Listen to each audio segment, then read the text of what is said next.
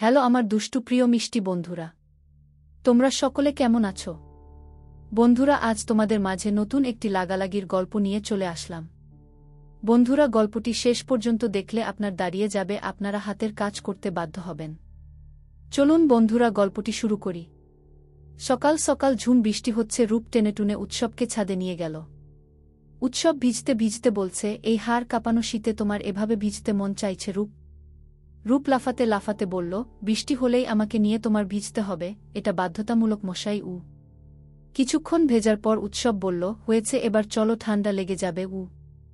আর কিছুক্ষণ থাকি না, আর একটুও না, চলো ঠান্ডা লেগে যাবে।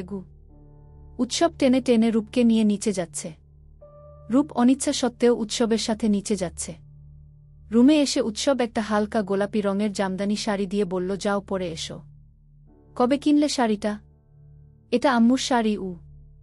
আমি এক্ষুনি পরে আসছি। যাও। কিছুক্ষণ পর রূপ আধপরা শাড়ি সামলাতে সামলাতে এলো। উৎসব মুচকি হেসে বলল, বাহ, খুব সুন্দর শাড়ি পরেছ। রূপ মন খারাপ করে বলল, আমি এখনো শাড়ি পরা শিখতে পারলাম না। উৎসব রূপের শাড়ির কুচি ধরতে ধরতে বলল, আমি থাকতে তোমার শাড়ি পরা শিখতে হবে কেন শুনি?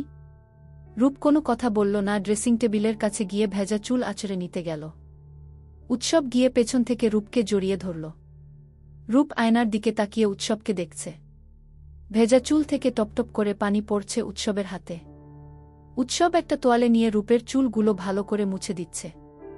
চুল মুছে উৎসব বলল, এখনো চুলগুলো ভালোভাবে মুছতে শিখনি? রূপ আয়না দিয়ে উৎসবের দিকে চেয়ে মুচকি হেসে বলল, তুমি আছো তো? উৎসব হেসে রূপের মাথায় একটা চুমু খেল। রূপ টুলের উপর দাঁড়িয়ে উৎসবের মাথায় চুমু খেল। রূপ চুল আছড়ে বলল, তুমি বসো, আমি ব্রেকফাস্ট বানিয়ে আনছি। উৎসব নাক ফুলিয়ে বলল, মোটেও না, আমি বলেছিলাম আজ আমরা টোনাটুনির সংসার করব।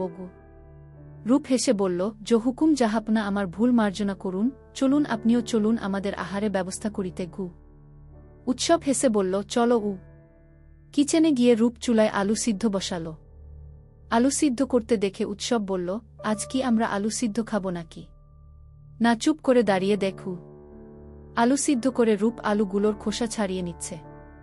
তা দেখা দেখি উৎসবও আলু থেকে খোসা ছাড়াতে গেল। আলু গরম থাকায় উৎসবের হাতে গরম ভাব লাগল। সাথে সাথেই আলুগুলো ছেড়ে হাত নিয়ে উফ আহ শুরু করল। রূপ আলুর খোসা ছাড়াতে ছাড়াতেই বলল, আমি এখন কাজ করছি উৎসব, এখন ঢং চলবে না।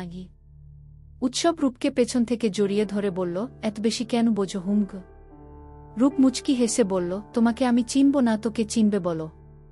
যাও টেবিলে গিয়ে বসো, আমি আসছি। উৎসব রূপের কানের নিচে আলতো করে চুমু দিয়ে দৌড়ে চলে গেল। রূপ কিছু বলার আগেই উৎসব দৌড়ে পালাল। রূপ উৎসবের কান দেখে হেসে ফেলল। রূপ ঘি দিয়ে আলুর পরোটা ভাজল, সাথে চা বানাল। উৎসব আলুর পরোটা দেখে বলল, এটা কি? আলুর পরোটা? এত তেল কেন? ঘি দিয়ে ভাজাগু, এত তেল খেলে মোটা হয়ে যাব। রূপ উৎসবের মুখে পরোটা দিয়ে বলল, একদিন তৈলাক্ত খাবার খেলে কিচ্ছু হবে না, আর গুলুমুলু জামাইয়ে আমার কোনো সমস্যা নেই। উৎসব চিবুতে চিবুতে বলল, অনেক মজা হয়েছে। ব্রেকফাস্ট শেষ করে রূপ উৎসব রুমে গেল। উৎসব বলল, চলো রূপ, আমরা একটা গেম খেলি।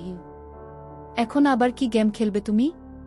তুমি আমায় একটা গিফট দিবে, আমি তোমায় একটা গিফট দিব। দেখি কার গিফট সারপ্রাইজ গিফট হয়। কিন্তু এখন আমি কিভাবে সারপ্রাইজ গিফট দিব সেটা তুমি জানো। সময় 1 ঘন্টা, তুমি ওই রুমে যাও, আমি এই রুমে থেকে গিফট বানাবো। রূপ কিছুক্ষণ ভেবে বলল, আচ্ছা। পাশের রুমে এসে রূপ ভাবতে লাগলো উৎসবকে কিভাবে সারপ্রাইজ দেয়া যায়। রূপ ভেবেই পাচ্ছে না কি গিফট দেওয়া যায়। ভেবে না পেয়ে রূপ উৎসবকে একটা চিঠি লিখল।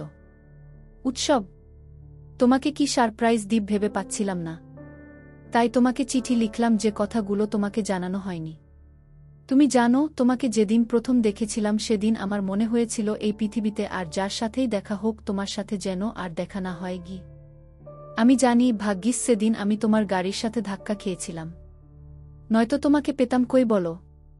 তুমি জানো, বৃশ্চিক আর বিচ্যুতি পাতার কারণে পিঠ চুলকে নখের আঁচড়ে রক্ত বের হয়েছিল। আমি জানি, বৃশ্চিক আর বিচ্যুতি পাতাকে ধন্যবাদ, নয়তো উৎসব আমার কথা ভেবে পেছনের জিপটা কিভাবে লাগিয়ে দিত। তুমি জানো, কাজ পরিষ্কার করতে গিয়ে আমার হাত কেটে গেছে গি। আমি জানি সেদিন কাজ দিয়ে হাতটা না কাটলে তোমার হাতে খাওয়ার স্বাদটা পেতাম কই। তুমি জানো, পানিতে পড়ে আমার জ্বর এসেছিল গু।